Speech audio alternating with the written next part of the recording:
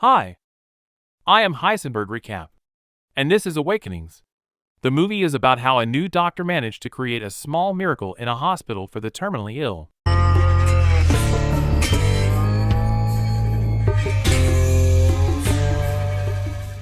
At the beginning of the movie, we are shown the story of a young boy.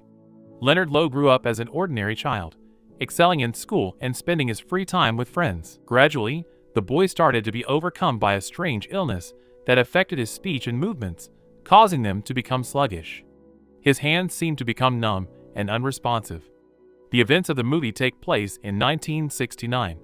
Dr. Malcolm Sayer arrives at one of the hospitals in the Bronx, hoping to secure a position as a laboratory assistant in the neurology department. During the interview, he is informed that the hospital only houses chronic patients who do not require any special treatment. They are in need of another neurologist who will attend to the regular patients. This position doesn't appeal to our protagonist. He is more drawn to experimental activities. He politely declines and prepares to leave, but the head of the department stops him and ultimately convinces him otherwise. Later, a nurse gives the new doctor a tour. As he looks at the chronic patients, our hero cannot accept their hopelessness. His past experimental work taught him to question everything. The first working day proves to be challenging for the doctor. The nurse notices this and remarks that he will get used to such madness over time. In the evening, our hero returns home, and we see that he is lonely, seemingly interested only in his own experiments. The next day, the doctor receives his first patient, a silent woman who sits motionless in her chair, gazing at the ceiling. By chance, Malcolm manages to elicit a slight response from his patient when objects fall nearby. The doctor gathers the other physicians and demonstrates his discovery to them. The woman effortlessly catches the ball thrown to her. The colleagues dismiss it as a normal reflex, but the doctor explains that the woman, without her own will, borrows it from the ball. Upon hearing this statement, the doctors tease our hero and leave. No one believes the man except for the nurse. Miss Costello supports the doctor in his endeavors and offers to help him settle into his new position quickly. Malcolm's interest in his work awakens, and he begins to observe the other patients to gather maximum information about his findings. In the playroom, the doctor notices his patient. Lucy independently walks to the water fountain, but freezes halfway there in a strange manner. Later, the doctor notices a woman conversing with her paralyzed son. It's Leonard, the grown-up boy we were introduced to at the beginning of the movie. Approaching them, Malcolm wonders why she does this since her son is unable to respond. The woman assures him that he communicates with her differently, in his own way.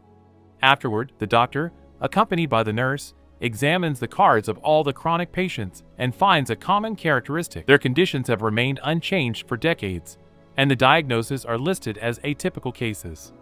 This regularity troubles our hero.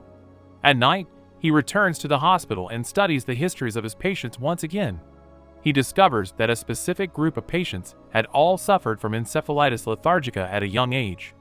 Malcolm gathers more information about this disease. His primary concern is what these patients think and whether they retain even a shred of sanity. He consults with a professor who had previously studied this illness. The man is certain that the patients are not aware of anything, as it would be a terrible torment for them. Later, while looking out the window, the doctor notices a girl playing hopscotch, which inspires him for another experiment. He adds black squares to the floor in the playroom and brings Lucy to this spot. He believes that the woman stopped because of a lack of visual rhythm, and indeed, this time Lucy successfully completes the game. This discovery slightly upsets our hero, as he realizes how difficult it is for his patients to be in such a condition. The doctor performs an encephalogram on Leonard's brain and addresses him by name. The paper shows a distinct spike in activity. At that moment, Malcolm involves the entire department staff in his further experiments. Using a ball trick, they form an experimental group. The doctor is convinced that all these people still retain their sanity. They simply require a special approach. Some patients respond to their favorite music, some enjoy playing cards, and Leonard goes further than anyone else by non-verbally conversing with the doctor through a book he read in his childhood. During a session, he spells out the name of his favorite writer. The read work accurately describes the current state of a paralyzed person. After that, the doctor is determined to help these unfortunate individuals at all costs. Their symptoms resemble Parkinson's disease, which leads our hero to apply a similar treatment to them. No one had done this before, so the chief physician agrees to allocate only one patient for the experiment and only with written consent from a relative. The doctor visits Miss Lowe. Through his openness and kindness, he manages to convince the woman to give her son a chance. The treatment begins. The standard dosage of the medication has no effect, forcing the doctor to make a slight violation. At night, he enters the laboratory and measures the maximum possible dose, which he then administers to Leonard. Later, Malcolm wakes up to an empty bed. He starts searching for his patient and finds him sitting at a table in the playroom. The experimental treatment yielded a positive result. Leonard had been in a state of oblivion for 30 years. He fell asleep as a young boy and woke up as an adult man. During that time, everything around him had drastically changed, but he easily recognized his aging mother. Thanks to his unconventional approach, Dr. Sayer achieved a remarkable outcome and earned great respect among his colleagues. They were all thrilled by the awakening of a seemingly hopeless patient. Our hero starts worrying about Leo's emotional well-being. After all, he is just a little boy trapped in an adult's body. With each passing day, Leonard improves. Dr. Sayer starts providing personalized tours for him, gradually introducing him to the modern world. Leo, through his own experience, shows that in life, apart from work, there are many enjoyable things one should not miss out on. Our hero experiences genuine friendship for the first time, albeit under such peculiar circumstances. Later, at work, Malcolm requests additional funding to apply this treatment to the other patients. The chief physician assures him that such a substantial sum won't be allocated to them. After the rejection, all the staff members of the department approach Malcolm one by one and contribute voluntary donations. In the next scene, Dr. Sayer delivers a presentation to the members of the Board of Trustees, describing the incredible awakening of his seemingly hopeless patient. With his speech, he manages to astonish the attendees.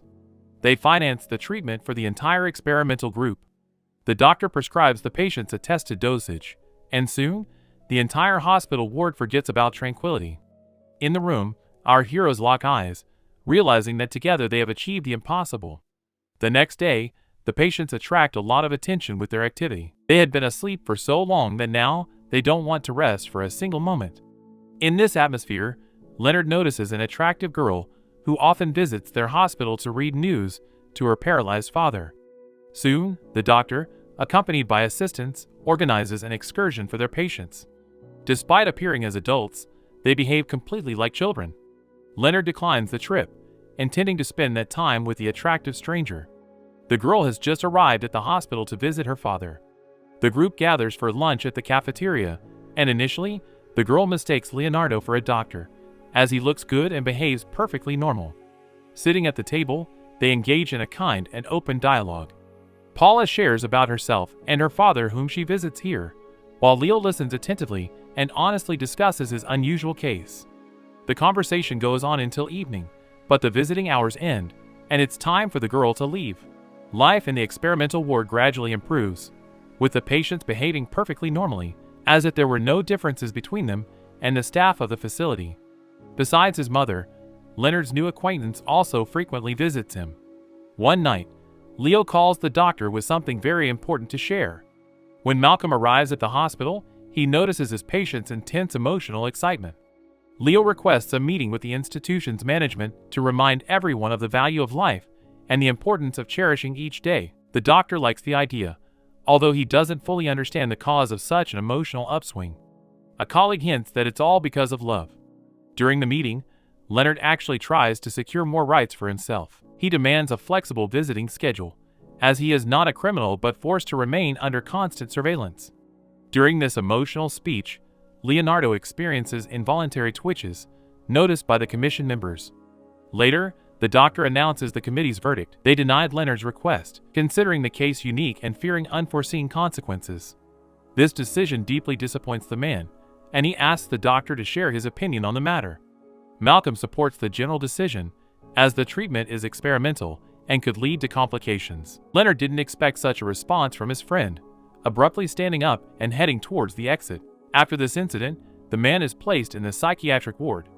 Through his speeches, he quickly rallies the unruly patients against the hospital staff and becomes their leader. His condition worsens every day, and the treatment ceases to be effective.